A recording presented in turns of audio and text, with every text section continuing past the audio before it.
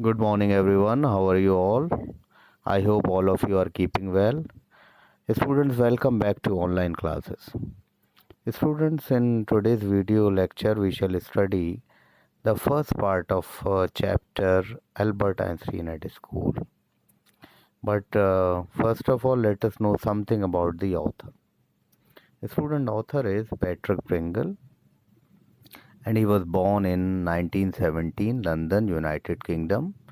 Student, he is a famous biographer, and this chapter actually is an extract of his book The Young Einstein, which was published in 1965. Student Patrick has written many books like 101 Great Lives, Hue and Cry, The Young Dickens, Jolly Roger, and The Story of the Great Age of Piracy. Now let us learn the introduction of the chapter, students. Student, the lesson Albert Einstein at School is an extract actually from the biography of Albert Einstein book named The Young Einstein by Patrick Pringle. And students, in this lesson, Patrick familiarizes the reader with those years in Einstein's life where he was struggling each day in school, and as each day passed, the school diploma felt like a far-fetched dream. So, student, this chapter throws light upon a few encounters with his teacher, what he felt about the neighborhood he lived in, and how he had only one good friend, Yuri. So, student, the way Albert is gets out of this miserable place and how things turned out in the end makes the story even more interesting. So, let us begin the chapter. Students, the lesson begins with an account of Albert with his history teacher, where the teacher asks him about the year in which the Prussians defeated the French at Waterloo. And student, as usual, Einstein does not remember it, to which Mr. Brown points out that the reason for this is because Einstein never bothers to learn them. Albert justifies that he finds it pointless to digest dates because one can always look them up in books whenever needed. So the answer left Mr. Brown, SST teacher, dumbstruck for a while. And finally he replies and tells him that similarly, most of the things being taught in school can be looked up in the books only, and there is no point in mugging up facts. So Einstein, without realizing that statement was sarcastic, agrees with him. Professor concludes that if Einstein does not see any point in grasping facts, then he should not also be a believer and follower of education.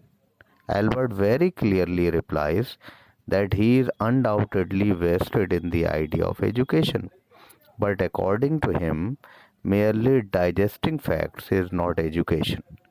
The history teacher then, in an attempt to mock him in front of the whole class, asks about his elaborate version of ideal education. Again, being very clear about his idea of education, Albert explains that, sir, it is useless to acquire knowledge on dates of battles and number of men that were compromised. What is more important is to read and analyze the reasons that were responsible for the battle between the two armies. Mr. Brown got extremely angry and interrupted Albert's speech and punished him to stay for extra classes, even if it were of no good to anyone, including Albert. So the teacher then calls him a disgrace, expressing his displeasure of having him around. Albert mentions that he does not want to be there either. The teacher then remarkably calls him an ungrateful boy who should be ashamed, and he suggests that his father to take him away from his school.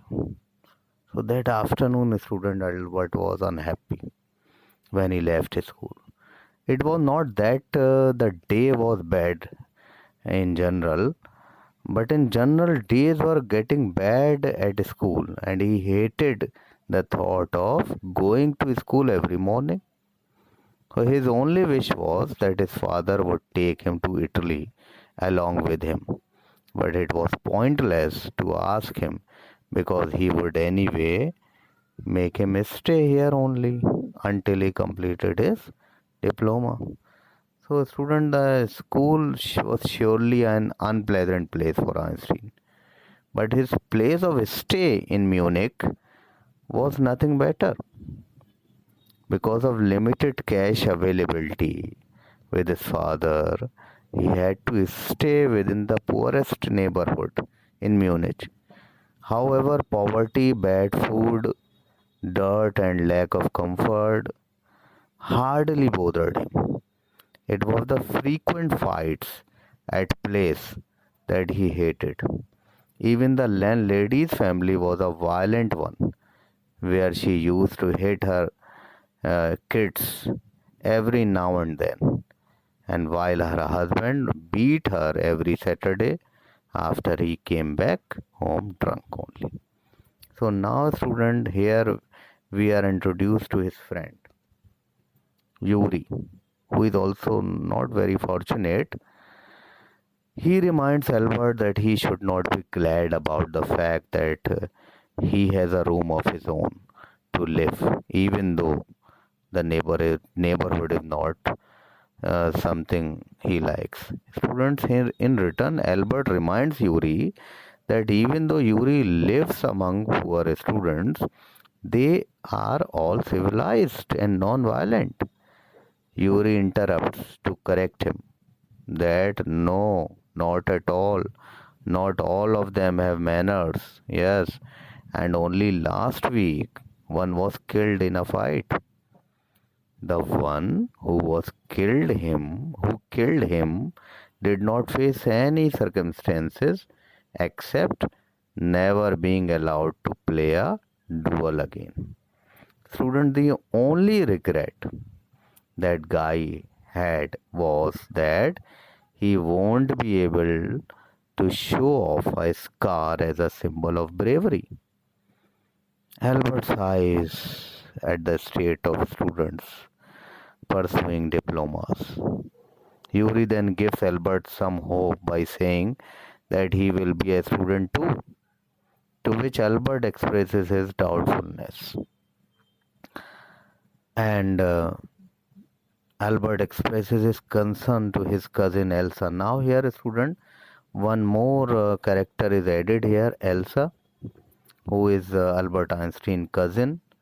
Later, she became his wife also.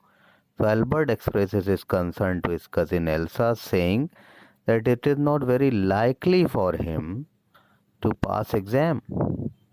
Elsa, who had come to visit Einstein in Munich, normally lived in Berlin, the place of her family business.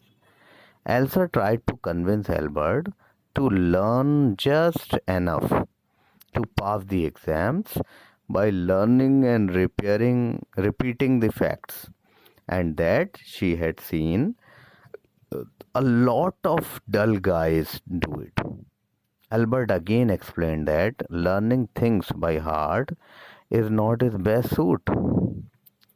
Elsa presented her counter agreement that anyone can learn like a parrot, but for that one needs to one needs to try which one needs to try which Albert does not.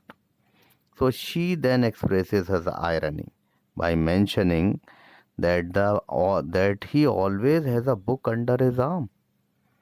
So Albert tells her that it is a book on geology that is not taught in school.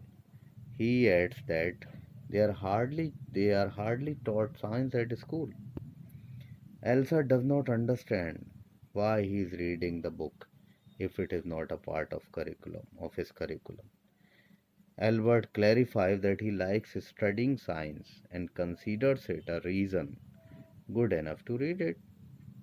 Elsa understands this but also warns him that it is not going to help him in passing his diploma.